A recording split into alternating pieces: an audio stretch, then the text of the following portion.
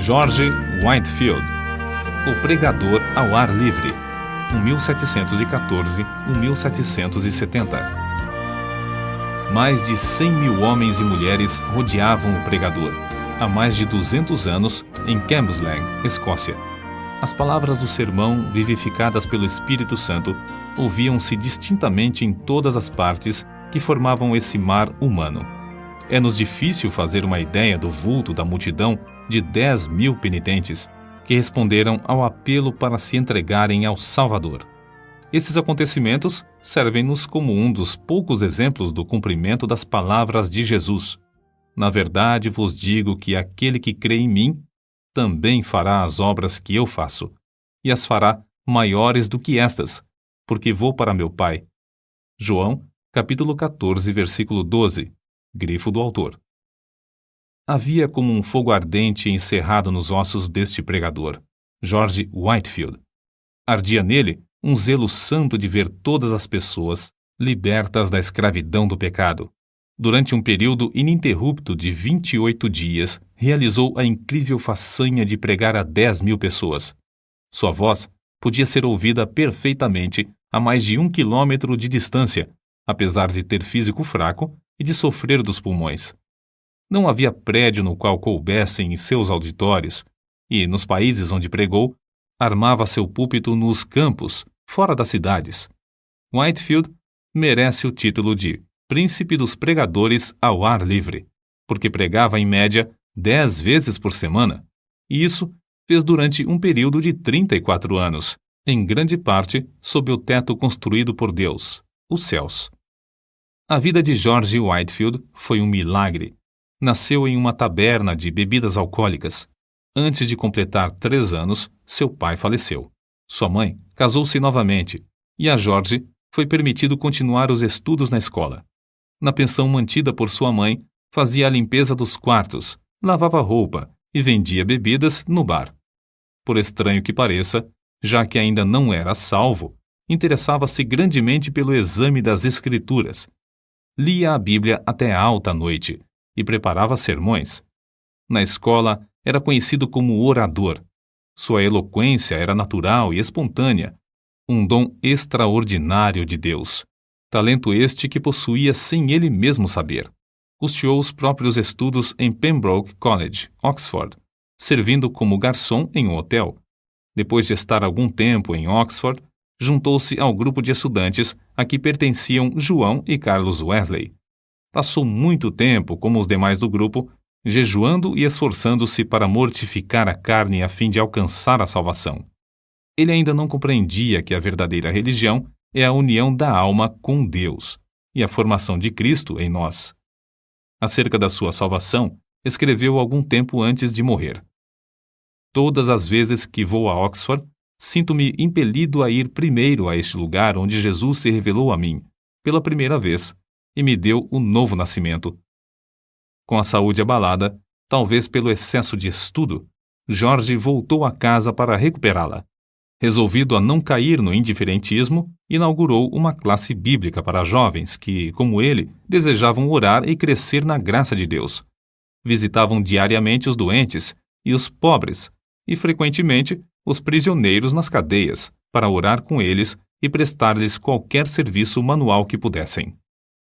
George tinha no coração um plano que consistia em preparar 100 sermões e apresentar-se para ser separado para o ministério. Porém, quando havia preparado apenas um sermão, seu zelo era tanto que a igreja insistia em ordená-lo com apenas 21 anos, embora fosse regra não aceitar ninguém para tal cargo com menos de 23 anos. O dia que precedeu sua separação para o ministério, George passou em jejum e oração. Acerca desse fato, ele escreveu: À tarde, retirei-me para um alto, perto da cidade, onde orei com instância durante 2 horas, pedindo em meu favor e também por aqueles que estavam para ser separados comigo. No domingo, levantei-me de madrugada e orei sobre o assunto da epístola de Paulo a Timóteo, especialmente sobre o seguinte preceito: Ninguém despreze a tua mocidade. Quando o ancião me impôs as suas mãos, se meu vil coração não me engana, ofereci todo o meu espírito, alma e corpo para o serviço no santuário de Deus. Posso testificar perante os céus e a terra que dei-me a mim mesmo, quando o ancião me impôs as mãos, para ser um mártir por aquele que foi pregado na cruz em meu lugar. Os lábios de Whitefield foram tocados pelo fogo divino do Espírito Santo durante sua separação para o ministério. No domingo seguinte, naquela época de gelo espiritual, pregou pela primeira vez. Alguns se queixaram de que 15 dos ouvintes enlouqueceram ao ouvirem o sermão. O ancião da igreja, porém, compreendendo o que se passava, respondeu que seria muito bom se os 15 não se esquecessem da sua loucura antes de chegar o outro domingo. Whitefield nunca se esqueceu nem deixou de aplicar a si as seguintes palavras do Dr. Delany: desejo, todas as vezes que subir ao púlpito, considerar essa oportunidade como a última que me é dada de pregar, e a última dada ao povo de ouvir. Alguém assim escreveu sobre uma de suas pregações. Quase nunca pregava sem chorar, e sei que as suas lágrimas eram sinceras. Ouvi-o dizer: vós me censurais porque choro, mas como posso conter-me quando não chorais por vós mesmos, apesar das vossas almas mortais estarem à beira da destruição? Não sabeis se estáis ouvindo o último sermão ou não, ou se jamais tereis outra oportunidade de chegar a Cristo. Chorava às vezes até parecer que estava morto e custava a recuperar as forças.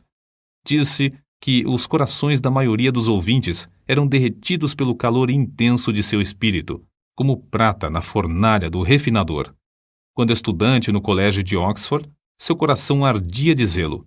Pequenos grupos de alunos se reuniam no seu quarto diariamente, movidos tais quais os discípulos logo depois do derramamento do Espírito Santo no Pentecostes. O Espírito continuou a operar poderosamente nele e por ele durante o resto da sua vida, porque nunca abandonou o costume de buscar a presença de Deus. Separava o dia em 3 partes: 8 horas sozinho com Deus e em estudos, 8 horas para dormir e fazer as refeições, 8 horas para o trabalho entre o povo. De joelhos, lia e orava sobre a leitura das Escrituras, recebendo luz, vida e poder. Numa de suas visitas aos Estados Unidos, passou a maior parte da viagem a bordo, sozinho em oração. Alguém escreveu sobre ele: seu coração encheu-se tanto dos céus que anelava por um lugar onde pudesse agradecer a Deus, e sozinho, durante horas, chorava comovido pelo amor consumidor do seu Senhor. Suas experiências no ministério confirmavam a sua fé na doutrina do Espírito Santo como Consolador ainda vivo, o poder de Deus operando atualmente entre nós. A pregação de George Whitefield era feita de forma tão vívida que parecia quase sobrenatural. Conta-se que, certa vez, pregando a alguns marinheiros, descreveu um navio perdido num furacão. Tudo foi apresentado em manifestações tão reais que, quando chegou ao ponto de descrever o barco afundando, alguns marinheiros pularam dos assentos gritando: "As baleeiras! As baleeiras!" Em outro sermão, falou acerca de um cego andando na direção de um precipício desconhecido. A cena foi tão real que, quando o pregador chegou ao ponto de descrever a chegada do cego à beira do profundo abismo, o camareiro mor, Chesterfield, que assistia, deu um pulo gritando: "Meu Deus, ele desapareceu!" O segredo, porém, da grande colheita de almas salvas não era a sua maravilhosa voz nem a sua grande eloquência.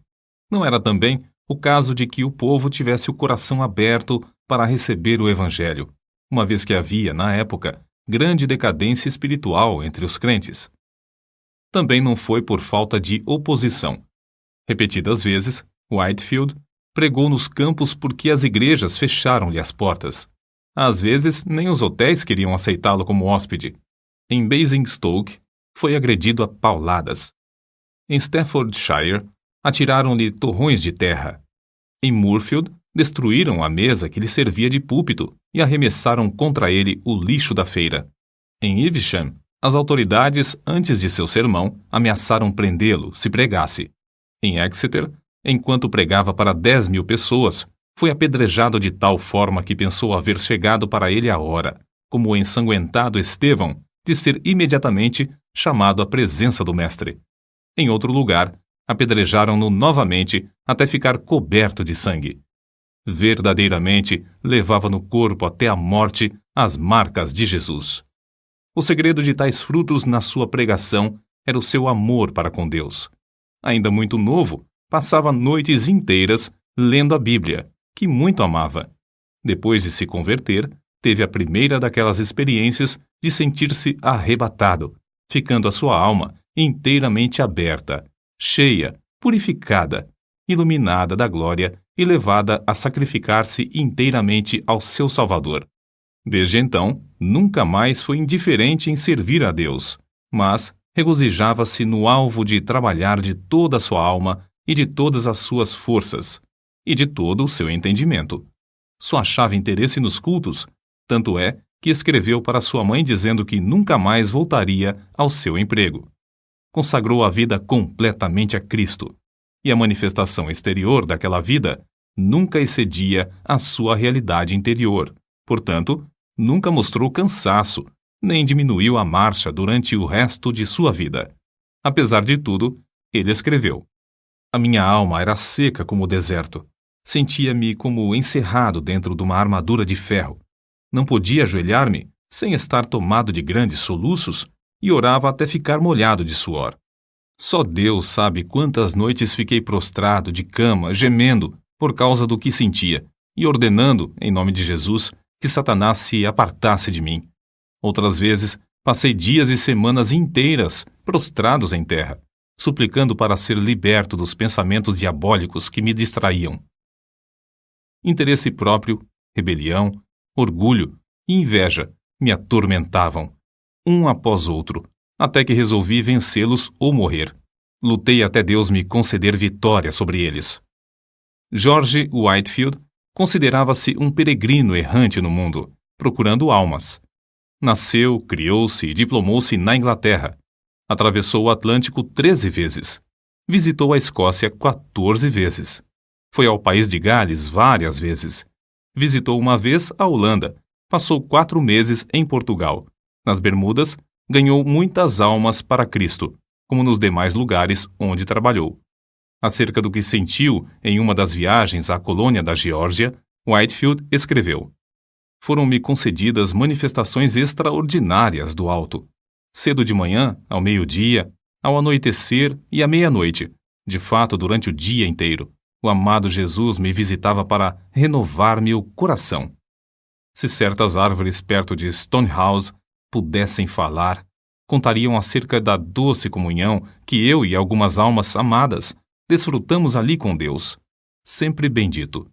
Às vezes, quando de passeio, a minha alma fazia tais incursões pelas regiões celestes, a qual parecia pronta a abandonar o corpo. Outras vezes, sentia-me tão vencido pela grandeza da majestade infinita de Deus que me prostrava em terra e entregava-lhe a alma, como um papel em branco para ele escrever nela o que desejasse. De uma noite nunca me esquecerei. Relampejava excessivamente.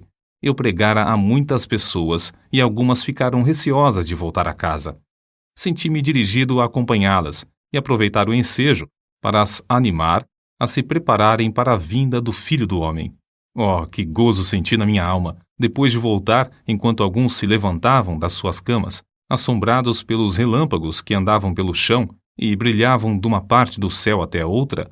Eu, com mais um irmão, ficamos no campo adorando, orando, exultando ao nosso Deus e desejando a revelação de Jesus dos céus, uma chama de fogo.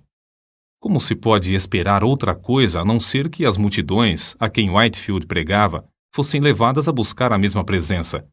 Na sua biografia, há um grande número de exemplos que bem ilustram tal fato. Oh, quantas lágrimas foram derramadas, com forte clamor pelo amor do querido Senhor Jesus. Alguns desmaiavam e, quando recobravam as forças, ouviam e desmaiavam de novo. Outros gritavam como quem sente a ânsia da morte. E depois de findar o último discurso, eu mesmo senti-me tão vencido pelo amor de Deus que quase fiquei sem vida. Contudo, por fim, revivi. E depois de me alimentar um pouco, estava fortalecido o bastante para viajar cerca de 30 quilômetros até Nottingham. No caminho, a alma alegrou-se cantando hinos. Chegamos quase à meia-noite. Depois de nos entregarmos a Deus em oração, deitamo-nos e descansamos na proteção do querido Senhor Jesus. Ó Senhor, jamais existiu amor como o teu. No dia seguinte, em Fog's Manor, a concorrência aos cultos foi tão grande como em Nottingham. O povo ficou tão quebrantado que, por todos os lados, vi pessoas banhadas em lágrimas. A palavra era mais cortante que espada de 2 gumes, e os gritos e gemidos alcançavam o coração mais endurecido. Alguns tinham semblantes pálidos como a palidez de morte, outros torciam as mãos, cheios de angústia. Ainda outros foram prostrados ao chão, ao passo que outros caíam e eram aparados nos braços de amigos. A maior parte do povo levantava os olhos para os céus, clamando e pedindo a misericórdia de Deus. Eu, enquanto os contemplava, só podia pensar em uma coisa: o grande dia. Pareciam pessoas acordadas pela última trombeta, saindo dos seus túmulos para o juízo. O poder da presença divina nos acompanhou até Basking Ridge, onde os arrependidos choravam e os salvos oravam lado a lado. O indiferentismo de muitos transformou-se em assombro, e o assombro, depois, em grande alegria. Alcançou indivíduos das mais diversas classes, idades e tipos de conduta. A embriaguez foi abandonada por aqueles que eram dominados por esse vício. Os que haviam praticado qualquer ato de injustiça foram tomados de remorso. Os que tinham furtado foram constrangidos a fazer restituição. Os vingativos pediram perdão. Os pastores ficaram ligados ao seu povo por um vínculo mais forte de compaixão. O culto familiar foi iniciado nos lares. Os homens foram levados a estudar a palavra de Deus e a ter comunhão com o Pai nos céus. Mas não foram somente nos países populosos que o povo afluiu para ouvi-lo. Nos Estados Unidos, quando eram ainda um país novo, ajuntaram-se grandes multidões dos que moravam longe uns dos outros nas florestas. O famoso Benjamin Franklin, no seu jornal, assim noticiou essas reuniões. Quinta-feira, o reverendo Whitefield partiu de nossa cidade acompanhado de 150 pessoas a cavalo, com destino a Chester, onde pregou a 7.000 ouvintes, mais ou menos. Sexta-feira, pregou 2 vezes em Williamstown, a quase 5.000. No sábado, em Newcastle, pregou a cerca de 2.500. E na tarde do mesmo dia, em Christiana Bridge, pregou a quase 3.000. No domingo, em White Clay Creek, pregou 2 vezes, descansando uma meia hora entre os sermões, a 8.000 pessoas, das quais cerca de 3.000 tinha vindo a cavalo. Choveu a maior parte do tempo, porém, todos se conservaram em pé, ao ar livre. Como Deus estendeu a sua mão para operar prodígios por meio de seu servo, vê-se no seguinte relato. Num estrado perante a multidão, depois de alguns momentos de oração em silêncio, Whitefield anunciou de maneira solene o texto: É ordenado aos homens que morram uma só vez, e depois disto vem o juízo. Depois de curto silêncio, ouviu-se um grito de horror, vindo de um lugar entre a multidão. Um pregador presente foi até o local da ocorrência para saber o que tinha acontecido. Logo voltou e disse: Irmão Whitefield, estamos entre os mortos e os que estão morrendo. Uma alma imortal foi chamada à eternidade. O anjo da destruição está passando sobre o auditório. Clame em alta voz e não cesse. Então, foi anunciado ao povo que um dentre a multidão havia morrido. Whitefield leu a segunda vez o mesmo texto. É ordenado aos homens que morram uma só vez. Do local onde a senhora Huntington estava em pé, veio outro grito agudo. De novo, um tremor de horror. Passou por toda a multidão quando anunciaram que outra pessoa havia morrido. Whitefield, porém, em vez de ficar tomado de pânico, como os demais, suplicou graça ao ajudador invisível e começou, com eloquência tremenda, a prevenir os impenitentes do perigo. Não devemos concluir, contudo, que ele era ou sempre solene ou sempre veemente. Nunca houve quem experimentasse mais formas de pregar do que ele. Apesar de sua grande obra, não se pode acusar Whitefield de procurar fama ou riquezas terrestres. Sentia fome e sede da simplicidade e sinceridade divinas. Dominava todos os seus interesses e os transformava para a glória do reino do seu Senhor. Não ajuntou ao redor de si os seus convertidos para formar outra denominação, como alguns esperavam. Não, apenas dava todo o seu ser, mas queria mais línguas, mais corpos, mais almas a usar para o Senhor Jesus. A maior parte de suas viagens à América do Norte foram feitas em prol do orfanato que fundara na colônia da Geórgia. Vivia na pobreza e esforçava-se para granjear o necessário para o orfanato. Amava os órfãos ternamente, escrevendo-lhes cartas e dirigindo-se a cada um pelo nome. Para muitas dessas crianças, ele era o único pai, o único meio de elas terem o sustento. Fez uma grande parte da sua obra evangelística entre os órfãos e quase todos permaneceram crentes fiéis, sendo que um bom número deles tornaram-se ministros do Evangelho. Whitefield não era de físico robusto. Desde a mocidade, sofria quase constantemente, anelando, muitas vezes, partir e estar com Cristo. A maior parte dos pregadores acha impossível ministrar quando estão enfermos como ele. Assim foi que, aos 65 anos de idade, durante sua 7ª viagem à América do Norte, findou a sua carreira na Terra, uma vida escondida com Cristo em Deus e derramada num sacrifício de amor pelos homens. No dia anterior ao seu falecimento, teve de esforçar-se para ficar em pé. Porém, ao levantar-se em Exeter, perante um auditório demasiado grande para caber em qualquer prédio, o poder de Deus veio sobre ele. Whitefield pregou como de costume durante 2 horas. Um dos que lhe assistiram disse que seu rosto brilhava como o sol. O fogo aceso no seu coração, no dia da oração e do jejum, quando da sua separação para o ministério, ardeu até dentro dos seus ossos e nunca se apagou. Jeremias, capítulo 20, versículo 9. Certo homem eminente dissera a Whitefield: "Não espero que Deus chame o irmão breve para o lar eterno, mas, quando isso acontecer, regozijar-me-ei ao ouvir o seu testemunho." O pregador respondeu: "Então ficará desapontado, morrerei calado.